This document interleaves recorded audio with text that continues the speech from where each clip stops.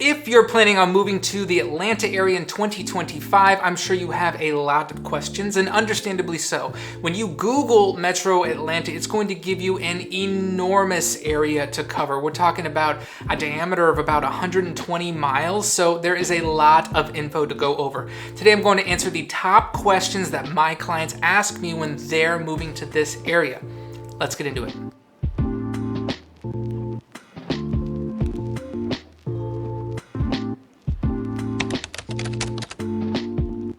The short answer is it depends. What kind of lifestyle are you looking for? What amenities do you want? If you're into shopping and restaurants and want a lot of variety, then you need a highly developed and established suburb like Alpharetta or maybe Marietta. What are your thoughts on population density? If you need to be away from people and don't like overcrowding, then you need to look at Canton, North Cumming, maybe Ball Ground. Are the school systems important to you? Then you should be in Forsyth, North Cobb, North Fulton. How much land do you want? Canton and Dallas have statistically the highest probability to have a home with half an acre or more.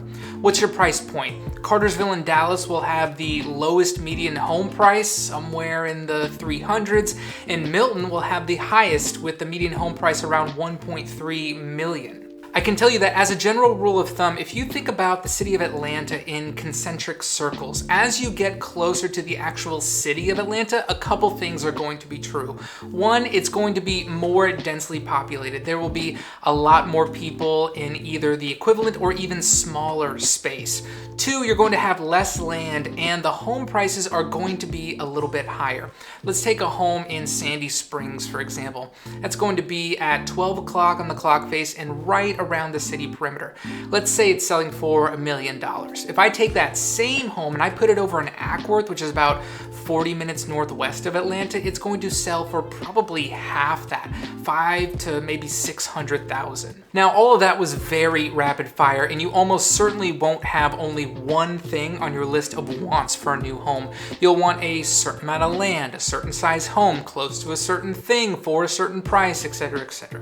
What I'm saying is that there is a wide variety of suburbs around Atlanta, and they are all very different. Some of them may fit all of your criteria, and maybe only some of your criteria. One of my jobs is to help you figure out what would work best for you, which could mean giving you a list of 3 or 4 different cities that could fit, or all the way to telling you that what you want doesn't exist and that you need to remove 2 or 3 criteria off your list in order to make this transition work. If you need help dialing in the best place for you, my contact information is below in the description. You'll also see it right here at the bottom of the screen. I'm always happy just to answer questions or have a conversation. Call, text, or email, and we'll get that relocation process started. The first thing I would direct you to is all the different downtown areas of these different communities. They've all done a fantastic job of investing in the infrastructure with event spaces, music venues, excellent restaurants, shopping, breweries, and tons of walkability.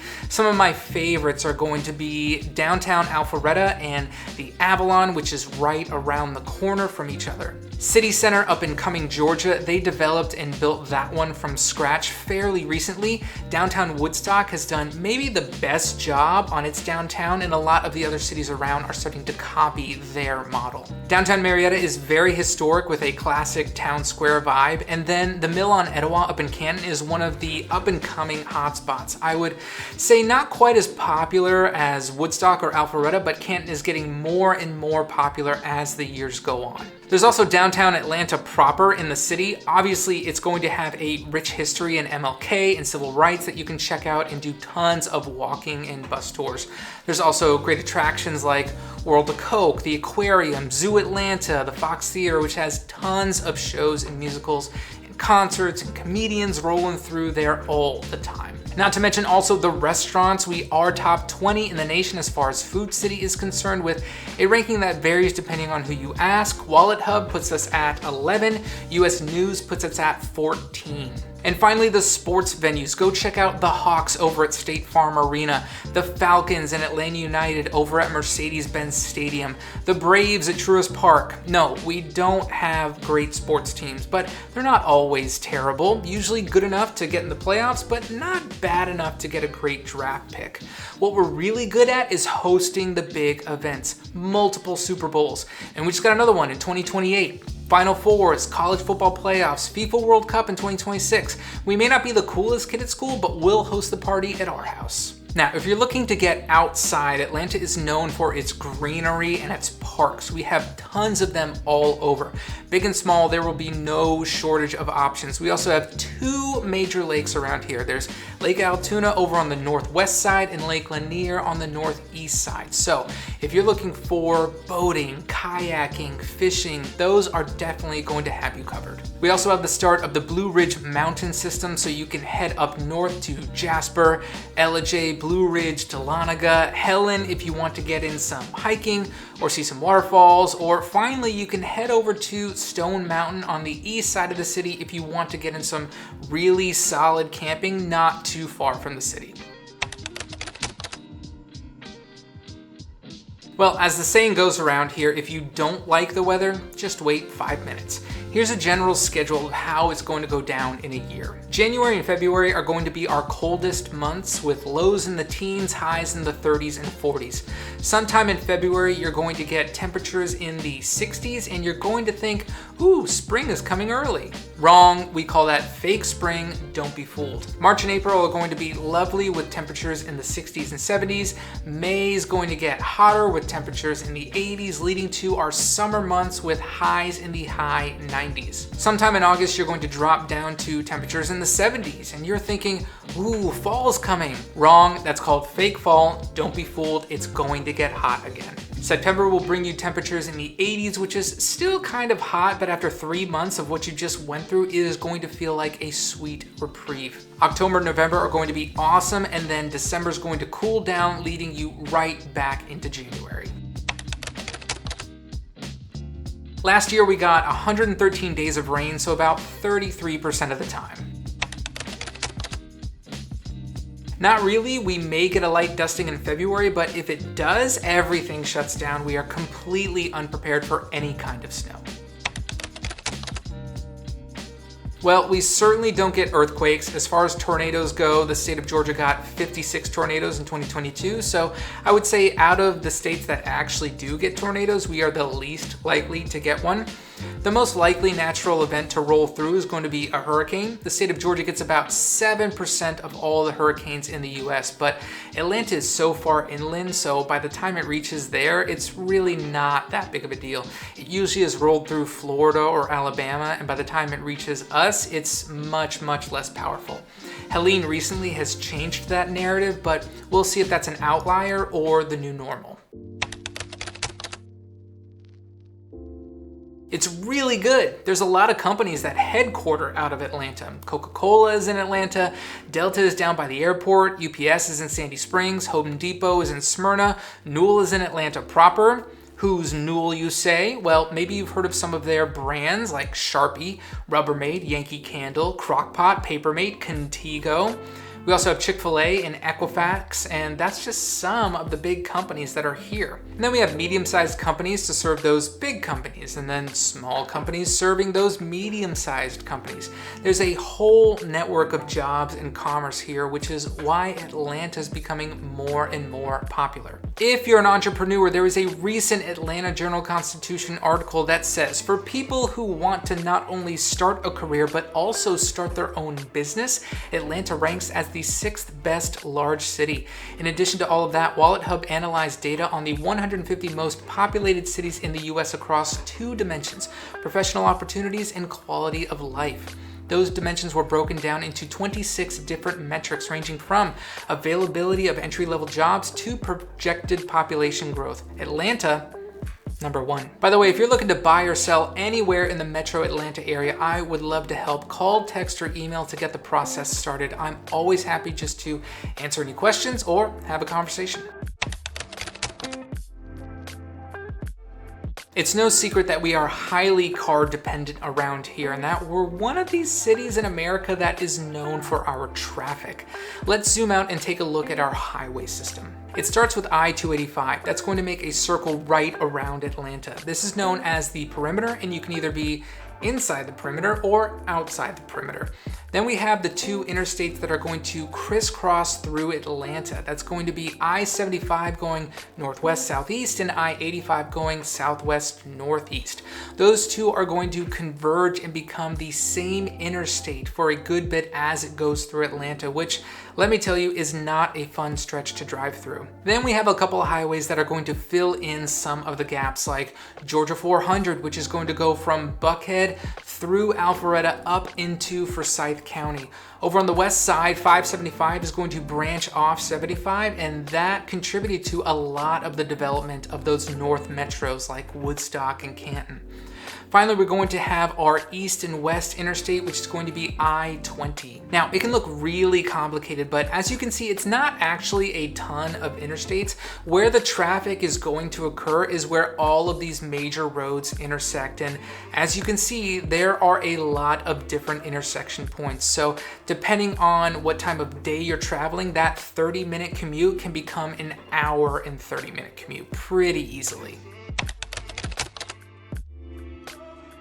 Well, yes, we actually have the MARTA system, and that's going to be comprised of our light rail and bus system, and it's actually the 8th largest public transportation system in America. Now, the biggest downfall of that is it's all going to be inside of that 285 perimeter, so if you live within there, you can have really good access to the system, but if you live outside the perimeter in the suburbs, then you're definitely going to need that car. And finally, we have our pride and joy, the Hartsfield-Jackson Airport. This is going to be located on the southwest side of the city and will put you within a 2-hour flight of over 80% of the country. It houses 26 airlines, 237 destinations, and 222 of those are going to be from Delta. It's been named the busiest airport in the world, but it's also been named the most efficient airport in the world. So it may be an absolute zoo when you get there, but you're going to have a much better experience than some of those other busy airports that you've been to. Drop in the comments, is public transportation on your list of needs, or are you committed to the car like we are?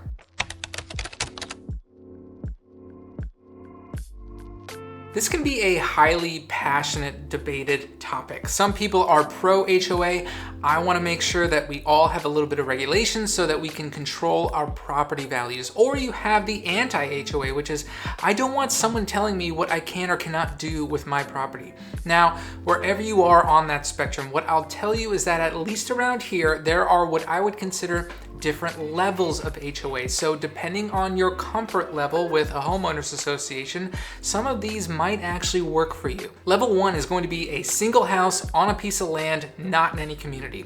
Obviously, no one's going to be able to tell you what you can or cannot do with that property. The next level is going to be a no HOA community. This is an actual neighborhood of homes, but there's no homeowners association. And sometimes this works out really well.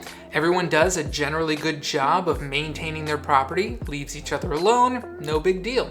Sometimes it can go the other way, and you live next door to the guy that stores a big pink boat in his front yard and never takes down his Halloween decorations. Now, to each his own, but if you're selling your house, that's going to be a lot harder to sell if you're living next to that guy. The next level is going to be what's called a voluntary HOA. This is where you can opt in or out of the homeowners association. It usually has a few amenities like a tennis court or a pool, but they're generally not maintained very well because not everyone is committing financially to the maintenance of these amenities. Then we have what I would consider a light HOA. These are going to be fees of about $300 a year. It's probably got a nice sign at the front of the neighborhood, maybe 1 or 2 common areas in the community, and generally we just all agree that we're going to try and keep the weeds out of our yards, nothing too crazy. So if you're anti-HOA, this could actually be an HOA that works for you. After that is what you would consider a normal HOA. Tennis courts, swimming pool, playground, anywhere from $400 to $1,000 a year, depending on what the HOA is providing, and some general regulations of, hey, let's keep our mulch beds clear, and hey, it might be time for another coat of paint on your house, and make sure it's the right color. Finally, we have what I would call a heavy HOA, north of $1,000 a year. You got your pool, tennis courts, playgrounds, and then maybe a golf course, maybe a community gym, maybe it's gated and you have a security guard on staff. Maybe there's a social events manager, and regulations are just gonna be a lot heavier. I've even seen the kiosk at Home Depot that says such and such neighborhood approved mailbox paint. If that's your thing, that's fine. Depending on where you are on the spectrum, just make sure you're always aware of what you're about to step into. The document that you're going to want to ask for is the Community Association disclosures. Every seller is going to need to provide that. If they don't, make sure you ask for it for any property that you happen to be viewing in the Metro Atlanta area. Now, I dived into the numbers to find out what the probability is that you can find a home without an HOA in Metro Atlanta. I pulled a couple different communities, so let's take a look at Canton, Georgia, for example. This is going to be on the very north end of Metro Atlanta. There are 340 homes available in Canton currently, and 124 of them do not have an HOA. Marietta is a couple towns south of that. It's going to have 492 homes available, and 315 of those do not have an HOA. Let's jump over to Dallas, which is on the west side of Atlanta. 448 homes available, and 213 of them don't have an HOA. All those are pretty similar. You're going to have a roughly 50% chance that the home you're interested in is not part of a community association. Let me know, are you pro HOA or anti HOA? Well, as a realtor, it gets ethically dicey to give my opinion about each school, but what I can do is direct you to some of these third-party ranking sites like niche.com and greatschools.org that highlight some of the different aspects of each one. Now, what you need to know is that in Georgia, the school systems are separated by the county lines, and in the Metro Atlanta area, there are 18 different county school systems. Now, we're not going to talk about all 18, but I'll just highlight some of the ones that get highly ranked, like Forsyth County, North Fulton, North Cobb, and Cherokee.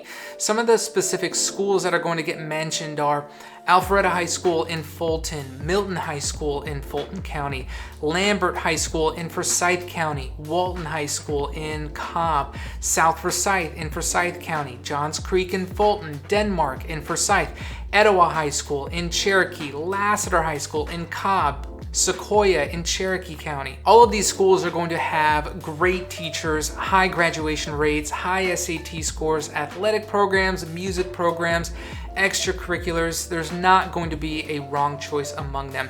Make sure to do your own research. If you're looking for more specific information on some of the cities that I've been talking about, check out this playlist right over here.